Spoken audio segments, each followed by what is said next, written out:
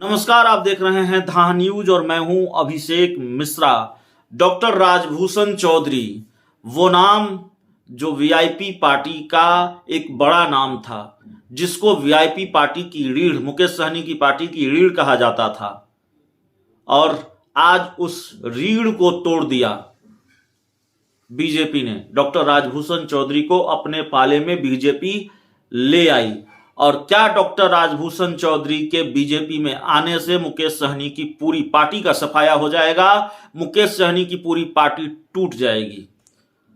यह सवाल इसलिए है क्योंकि दावा बीजेपी ने इसी तरह का किया है, और बीजेपी के दावों पर थोड़ा बहुत यकीन तो करना पड़ेगा, क्योंकि बीजेपी जिस तरीके से एक मिशन के तहत मुकेश सहनी को निपटाने में लगी हुई है, वो साफ तौर पर दिख रहा है बीजेपी ने किस तरह से निपटाया है। और आज जिस तरीके से डॉक्टर राजभूषण चौधरी, जो वीआईपी पार्टी के कोषाध्यक्ष भी थे, पार्टी के बड़े नेता भी थे और पार्टी के संस्थापक सदस्यों में थे, उनको वीआईपी पार्टी से बीजेपी में शामिल करा लिया है। और राजभूषण चौधरी के साथ पार्टी के और दूसरे कई नेताओं और कार्यकर्ताओं ने शामिल कराया।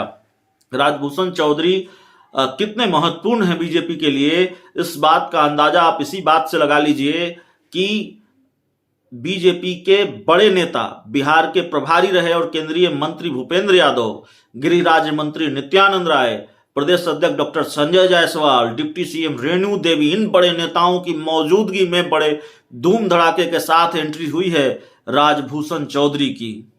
अब एक बयान भी हम आपको बता देते हैं। बीजेपी की तरफ से यह बयान दिया गया है कि अगले 10 दिनों में मुकेश सहनी की पार्टी, वीआईपी पार्टी के 90% कार्यकर्ता और नेता बीजेपी में शामिल हो जाएंगे। तो जाहिर है एक झटका तो मुकेश सहनी को आज दिया ही राजभूषण, बड़ा झटका राजभूषण चौधरी के रूप में मुकेश सहनी को दिया बीजेपी ने, लेकिन बीजेपी इससे भी नहीं मानने वाली। मुकेश सहनी को पूरी तरह से निपटा देने का प्लान है, उनका शटर पूरी तरह से डाउन कर देने का प्लान है बीजेपी का। और इसीलिए बीजेपी ने यह दावा कर दिया है कि 10 दिनों में पूरी पार्टी का सफाया कर देंगे, 90% नेताओं और कार्यकर्ताओं को अपनी पार्टी में शामिल करा लेंगे, बीजेपी में शामिल करा लेंगे। तो जाहिर तौर पर मुकेश सहनी के लिए एक तरह से राजनीतिक दुर्दिन है, एक तरह से उनके ग्रह नक्षत्र जो हैं वो ठीक नहीं चल रहे हैं। बीजेपी से पंगा लेना उनको भारी पड़ गया है।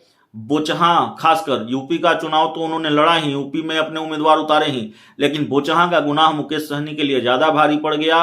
बोचहां में अपने उम्मीदवार मुकेश सहनी ने उतारे और बीजेपी ने उनको एनडीए से बाहर किया।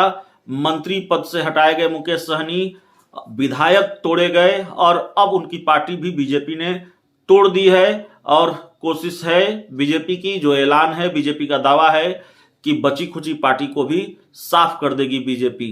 तो मुकेश सहनी को झटके पर झटका देती हुई बीजेपी, और लगातार मुकेश सहनी के लिए बुरी खबरें आ रही हैं। तो इस पूरी खबर में इतना ही, इस पूरी रिपोर्ट में इतना ही। बहुत बहुत धन्यवाद।